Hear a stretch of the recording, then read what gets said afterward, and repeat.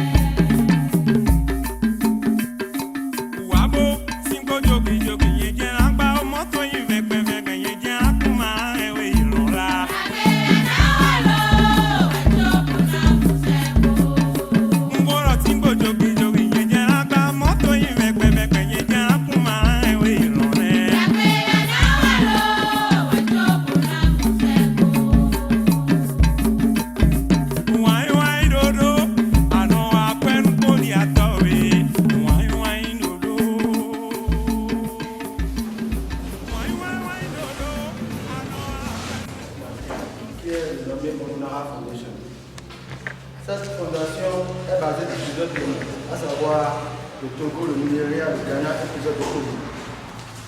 L'ordre du jour sera basé sur quoi? L'ordre du jour sera basé sur la présentation de l'ONG.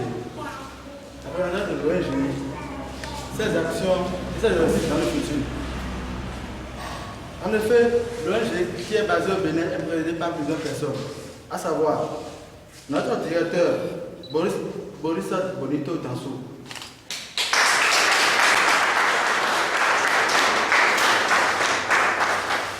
Le secrétaire général, Olabi Cédric Kagame. La secrétaire adjointe, Marc Nico. Le comptable, M. Clément Lecono. Le trésorier, Eric Kodoko. Au nom de son titre premier, directeur de cabinet de ce ministère. Excellence Madame Sonia Dansou Talon, avec cette délégation de la Fondation Talon, chères autorités de l'administration communale et notables invités, pour nous, membres de la Fondation Onara du Bénin, sont venus respectivement envers vous pour la présentation de cette fondation. Tous les hommes sont les mêmes. Pas de distinction de race, de sexe ni de religion. Onara est une fondation religieuse siégée dans l'Amérique centrale. Cette fondation a été créée depuis plusieurs années par notre très cher Papa Martin Francis Webb. Jacob Dansou, son nom d'origine, et son assistante, Madame Olufumlayo Ogunrende. Notre premier objectif est de participer activement à l'action du bon vivre au sein de notre commune et son département par tous les moyens. Apporter de l'aide échelle à tous ceux qui en ont besoin et favoriser l'éducation des jeunes en les aidant à renforcer leurs capacités scolaires. Notre fondation s'occupe des nourrissons qui sont pour la plupart des orphelins, les handicapés, les enfants démunis et ceux des familles pauvres. Soutenir l'éducation, la santé des jeunes orphelins et les personnes handicapées, de la scolarité à l'insertion professionnelle. Nous aidons les personnes dans les besoins de la quotidienne, moyennant une petite contribution. Ceux-ci doivent contacter la Fondation par courrier postal. C'est aussi apporter de l'aide et l'assistance à ses membres et bienfaiteurs, à toute personne ayant sollicité nos services. La stratégie de notre fondation à l'échelle mondiale est destinée à renforcer la prévention des infirmités, la réadaptation et l'égalisation des chances en relation avec la pleine participation des handicapés à la vie sociale et au développement national. Elle insiste aussi sur la nécessité d'aborder le handicap dans l'optique de ses droits. Nous vous remercions.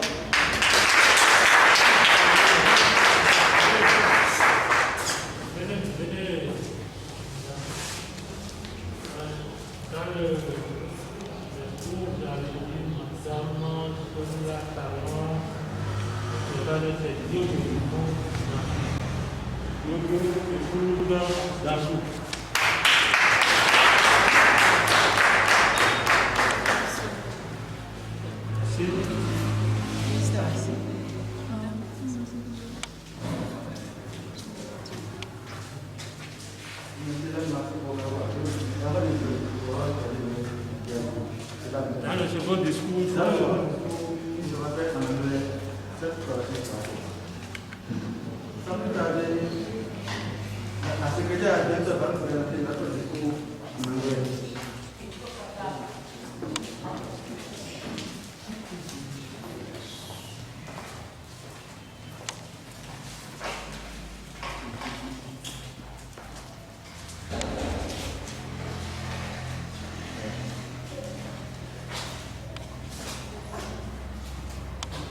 Addressed by a member of the Onara Foundation. His Excellency the Doctor of Ministry of Education, on behalf of his titled First cabinet director of his ministry. Excellent Sonia Diogo, épouse Dansou, with her delegation from the Talon Foundation, dear colleagues from the municipal administration, and notable guest fellow. Our member of Honor Foundation from Benin came to you respectively from the presentation of his foundation. All men are the same undistinct of race, sex, or religion. Honor is a religion foundation headquartered in Central America. This foundation has been created for several years by our dear dead mourning Francis Webb, Jacob Dansou, his original names, and his assistant, Pastor Olufunmilayo Ogunrinde. Our first goal is to actively participate in the action of the God life in our municipality and its displacement by all means. Provide aid to all those who need and promote youth education, helping them strengthen their school capacity. Our foundation of action takes care of infants, which are foremost offense the disabled and the poor children and those of poor families. Support for education, the health of young orphans and people with disabilities from schooling to insects. We help people in daily need with a small contribution. They must contact the foundation by post. It is also to bring help and benefactor to all peoples having request our service. The strategy of our foundation on a global scale is intended to strengthen the prevention of disabilities, rehabilitation, and equalization opportunities in relation to the full participation of the disabled in social life and national development. She is dead on the need to approach disability from the perspective in the right. We thank you.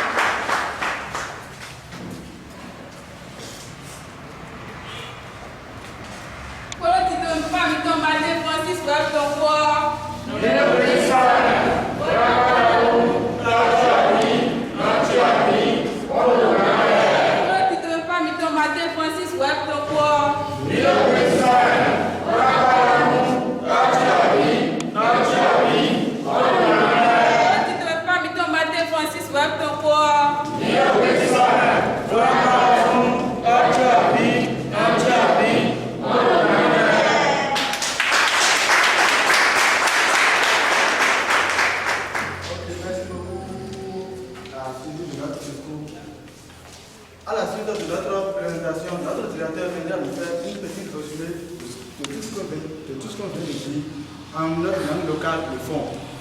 Si cela ne vous gêne pas. Monsieur le directeur. Bonjour, Sekousin Vijiji. Bogosin, Cléta Kohwe, Denoyolo, de 17 ans. Bokaï, Afazero Teta, Fondation, Honora Pariton. Do Benesi Aikungbanji. Fondation Honora Pariton Sinti Tomele Wekpla mi bo mi mebi mi wa so gbero fi gan ko lo meti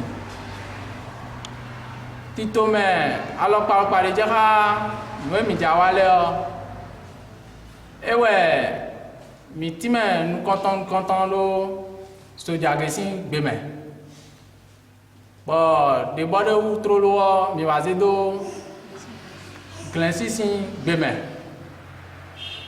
bo atongo mi nazedo anonu mi tonsin gbeme minatime fondation si todonu po bibe po minatime no mi fondation on a pariton fondation de webo joro America si to ome bono jamundo tojovi no jovi leji mais de vle on alors parler eno jamundo me mondon leji mais mano alogonu méthode a fondation mondon eno jamundo eji bon ndudu dali avodali nous teme de eja zambo e ka mo lo budo me okun pe wo fondation mo no je undo me mo don si tame fondation mo don de ka jero America si to me on sisi jara mi don papa mi don Francis Martin Webb de wayi benesi vitiji Bogosi arrondissement Sekouton Menwek Pachenado America si to medan bon Soussou Gege étant Mido Francis Martin Webo Megege et situé en main donc quand on te me vite en main et non il a Jacob Dansou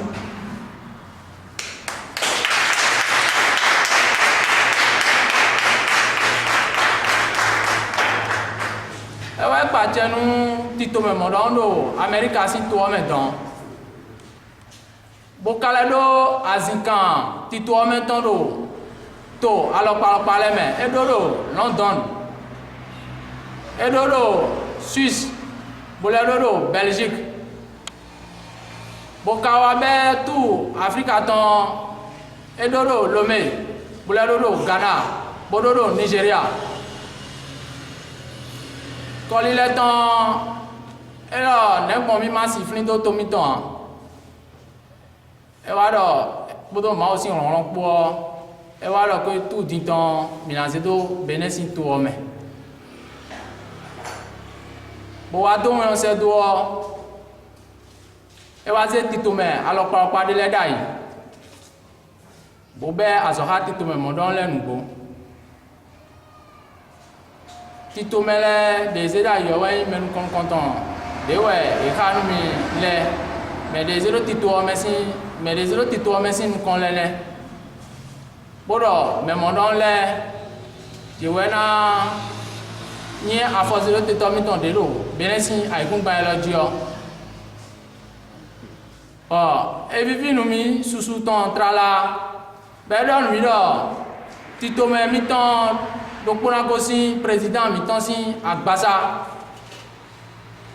bona ba jono mido egbe bo nugbo de dogbon so e wa yo tito me modon lewa e wa yin tito me dedo adisigo mitan le yo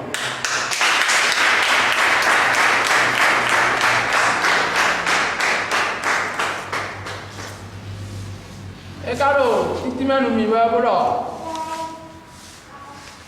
alors, mes amis, de la restauration, elle a vu sous Soudan. Nous allons voir des calabons et des azors, des lobons et des azors. Bon, mais les azors, il y a un peu de précision, mais il y a tout le azor et le muscle. Les azors. Papa mi non sisi jara ka supami masculin e wai we ma e la jamundo ko yo e we ma bu apon bonade we ma bon tu o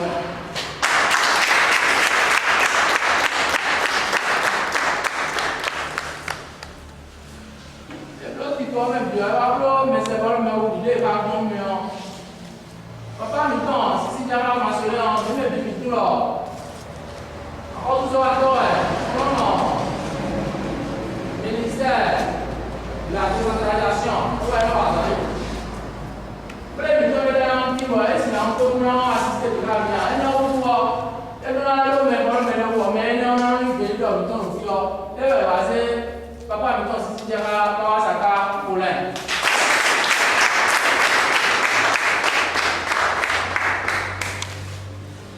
Non, e va se mo non la lo nu mi ko lo. Nde bu de na lo ti jaka tele zan. Ye do ai nu mi ti ta la mo ye ai nu ti lo to. Donc, nde bu de mi na wa ye do na mo to na. Fi de bu de mi na se wa yo, ye do na mo to na. Nde bu de na bi o dio, ye de do na mo to na. Donc, ese me le wa ya za, bo ko ya za nu no. Ma na sisi de nu. Mi ko si eni o si gudo. Ewe, dewe papa mi ton do ko gbonu mi o. Bo be zo ni ton bo alo me o. Ese mi do fidele bo mi kan o zo ne le ro we ton.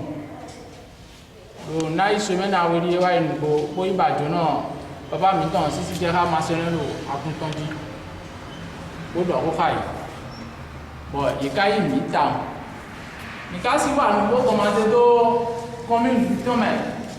Bon, gouvernement ici mais mi-temps là, mais pas de commune mi-temps là, mais délégué mi-temps là, il est donné. Donc, ça en est question, si je voulais une question, on vous demande une question, il y a des personnes qui vont aller tiens, mais là, il y a encore là, comme mi-temps là, comme mi-temps là, on m'y fait là, on est dans un endroit, quelqu'un, il sait pas où il sait pas où il est. Oh bravo, kai kwa la pa yo ko ni bravo ni so ko e ma pe do ko ti o si na ma. Bo, ina ba la mo ni ko, mo na ji do na jo do na je tam do ni do ni. E ka la do, ni ti na mi. Me ta ta mo lo, America ti ko mo lo. Ti to me mi se wa mi ku de aja ro bo mi ka le. Un ro bo me bio, ndo ko e me bi ku. Ni bele do joro ton. Gbogbo ọ̀rọ̀ mi náà ti kọ́ mẹ́ra bẹ̀tà mi lọ́la èyí tẹ́ wọ́n bẹ̀tà o.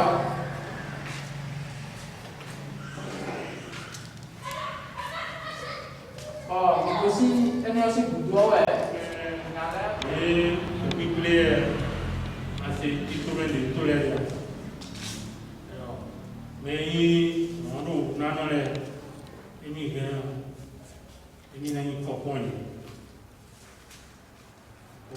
Filé sini nome, ini nak pon. Asal ni itu, ini nak pon. Doi tahu tu. Orang nano, ini orang meraji me jazon, boya, ekuse afo, abe ekuse alo. Ero gara-gara, ini ero kunci. Bẹ́ẹ̀ mọ́ ẹ̀ amúrò èyí wọ̀n ọdún náà mẹ́bí ẹ́kẹ́ yìí ọdún náà lórí tẹ́ tó àsọ̀ndẹ́rò mi wú tó dáadáa wọ́n mi kó mọ̀ àsán mi kó mọ̀ àmásí tán à mi kó mọ̀ fílíjẹ́ tán à ẹwẹ́ gbèdéwú ti yàn sàn ẹrò mi mẹ́bí wú àyè ẹ̀yìn gbèdéwú sí ìlú ẹ̀yìn à clear dia isi do verifico e mi no mi amo te me ngoto ko mi nablo ai mi ko do nudo ali ne ko mi no le nu te me le oh ero so do nde la ko mi no ko de wa zo ne le ro mi u mi zo mo yin wana ti to me ri do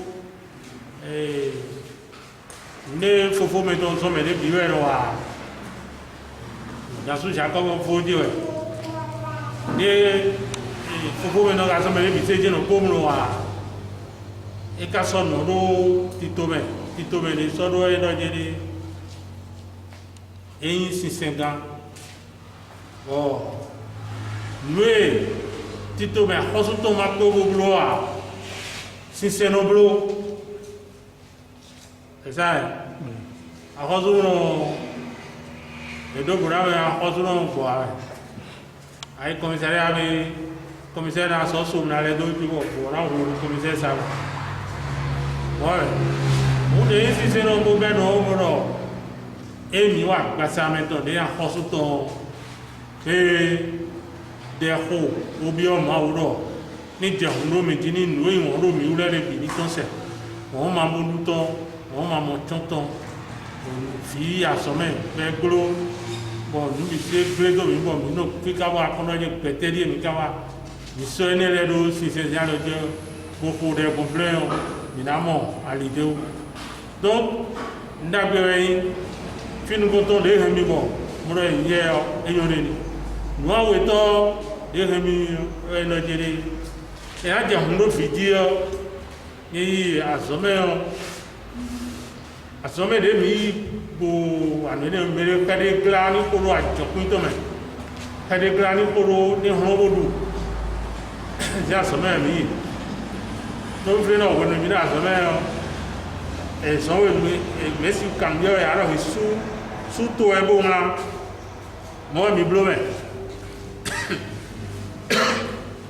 ní kábílẹ̀ ní rẹ̀ ọ̀ ìyájà sọ wá gbé ọ ìyàrá mọ́lọ́jẹ́ dáadáa mẹ́ ọ àkọsùdúrà gbọ́ àlọ́ náà òfin tọ́lẹ̀ òfìlẹ́ náà mo tán mo sẹ́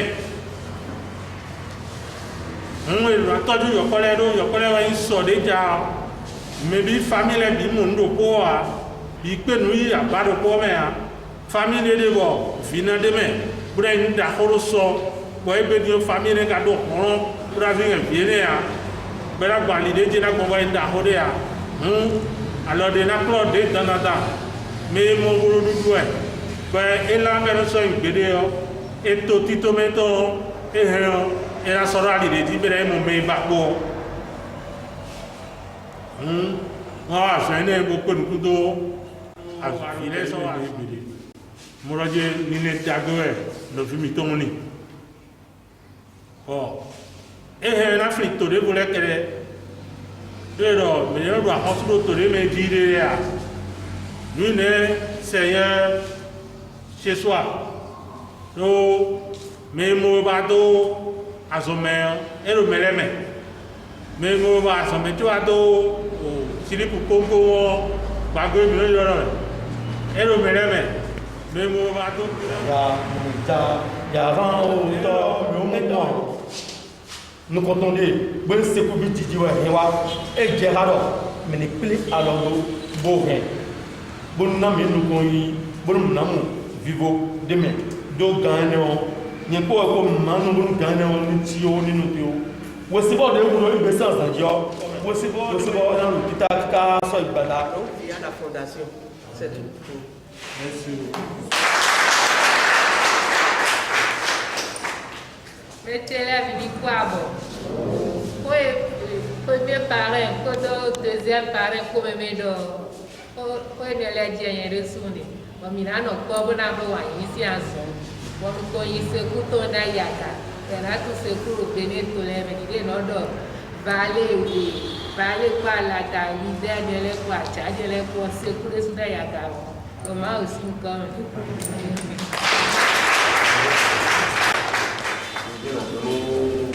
Et le domaine là, en tout cas nous, quand on a voir, il y a assez. En tout cas nous, délégation de la République compris. Alors, Maou, et nous allons nous mettons, c'est pour vite dit. Pour nous, nous allons nous là, c'est pour eux. Maou, on a nous pas mettre comme la salle pour nous mettre d'accord.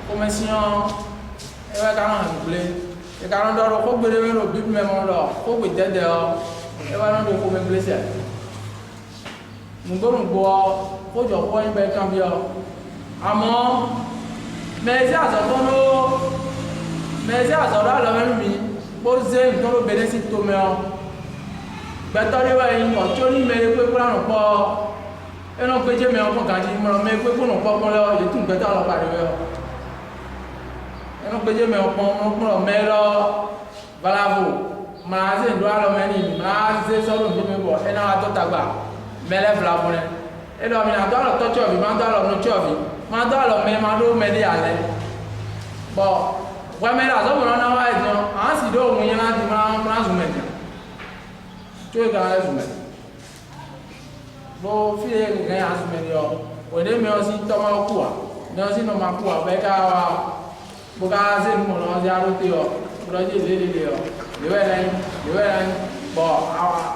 bo ni a se mai bro to job mai bro no job yo a se no bi go se so jo ni e be mo ye ko ni o to job no job yo ka be ma mo no yi a ko me mo no aka je mo no amile zu mi ko je funa mi zu o ni o na gba mi ra e lo mi na zu me mo na wa do ya me we no e lo amro je ko kun yi na me na lo lu me eze bon mais souvent si côté ni bra o si ken donc côté le temps mina be bi lo ton pela no do san show amo mi be no di on ewe ya ni ka o se gbe to le alo pa bo bi o te se mi le pon mi le te ki me wa o fi le mi le di on kanjo gbogbo ni o mo di le a mina be me ni na le ase po mi lo gbe ta me fla wo lo se le ti gbe ta o de da yi gboro yi we o ye bi gbe ta me o e ni ko to se on groupe de ji be gbe ta no wa so le forum de me no wa so le se ni jara forum o se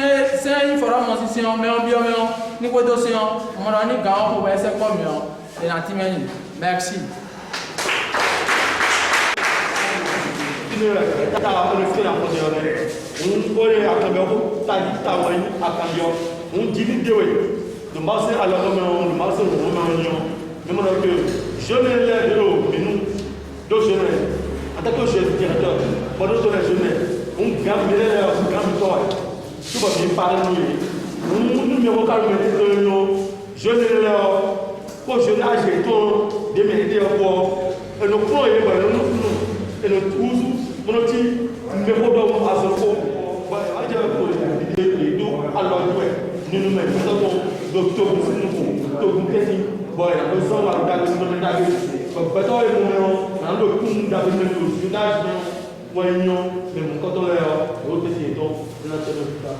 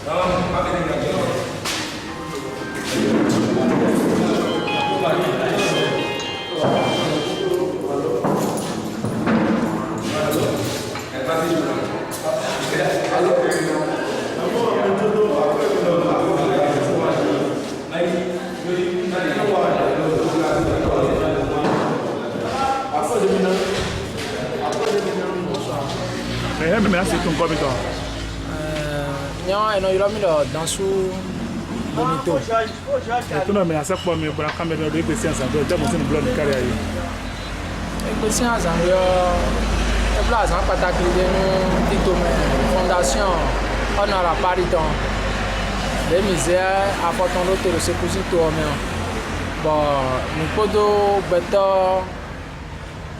beto mi pendele beto azuzo atole po mi no po bo jijan ibo do ko mi de le me de mi na do alo to church no church le gbon de mi na wa da gbe beto le gbon de ka han na le gwa lo mi de sugbon mi jijan ye gbo ke ndo mi mo don ji okay bo de mi ka ke do mo ko don wo do gbe o e to mi ase ko ba kan lo ko beto le wo mi ga de mi o ka bon beto le ko wa non fondation ne ho le do mi de mi zenu mo don wa egbe bo beto le ye sepo e vivi nu beto le èyí mi town bo mi pe epo mi no po bodo ko bo evivi ni yi town bo e pa susu nu fondation bo mi de so mi kale pa susu ni do mo se dale mi to mi aso ko ban kan me ko de mi ga road to mo ko don gba me go sin fire bo wa no mo ko lo nteme beto mo ko don de to mi ka wo na ko don ina ko de nu beto mo don le susu ton trala fondation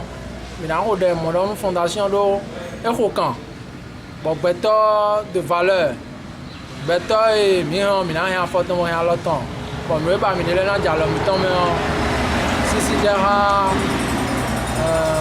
Sisi Diarra Titome Togan mi tonton ye je te bo se po mi bo mi ko ipo mi no po bo iwa bo no po ha mi bo mi lo le be je ngo je kan do na ko ji do si de ni ye je nkan na ko de ye lo ye na ida gbe amen tina jero ale oji a amen ye ka iko yo na mo ko do dagbe amen amen akona ja ko ji ni ye amen do zon ida gbe we ezi jido si de na ko ni ye trala amen amen ndona confiance ba le bien mi lo mais kaze beta le ko ton da ye ni lenta on ni ka de sin bo se beta le ka to ja e se beta le ko ton di ja yan beta ni ka do na ko ni lenta on ni ka do to beta le ko ton mais se beta le don di ja yan ìdúrà kò jí dọ́ sí dẹ́ni jẹnu kan mọ̀nà kò àsáǹgà gbẹ̀gà sí dẹ́ni ẹjẹ́ ló jí dọ́ yín wẹ̀ bó kára rẹ̀ asọ̀nù ọ́ mìíràn rẹ̀ kò àpẹ́ sí dẹ́ni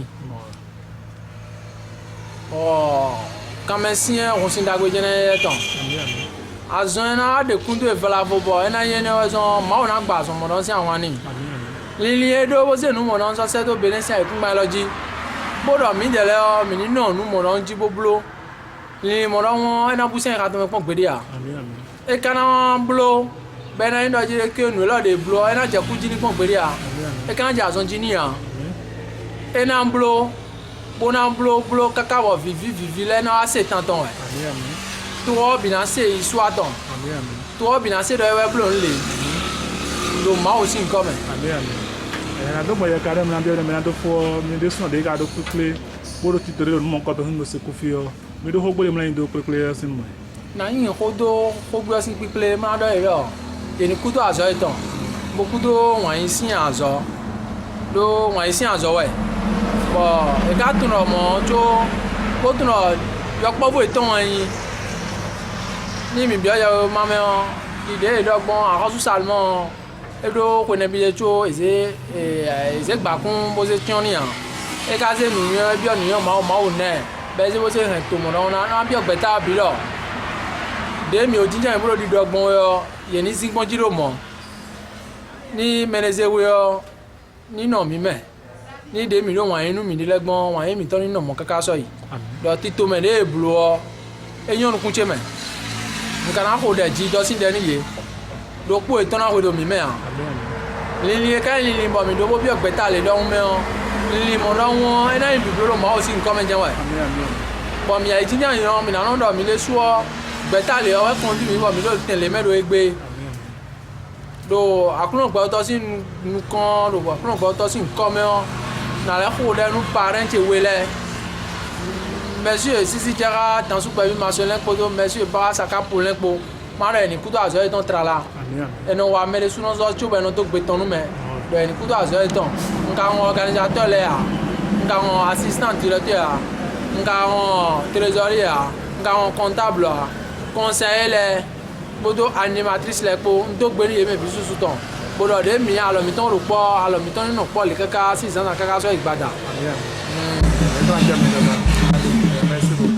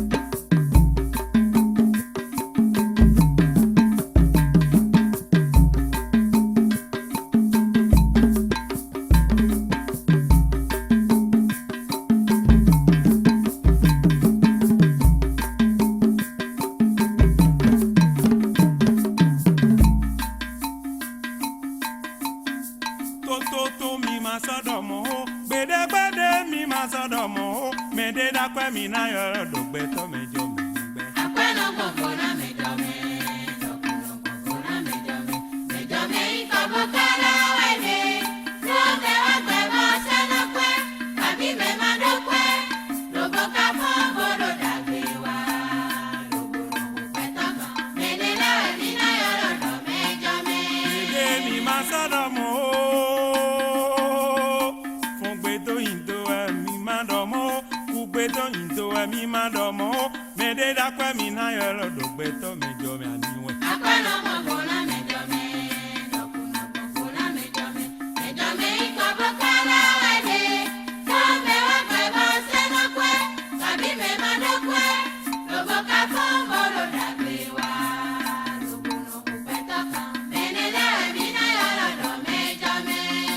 délẹ̀ wá gbẹ̀bọ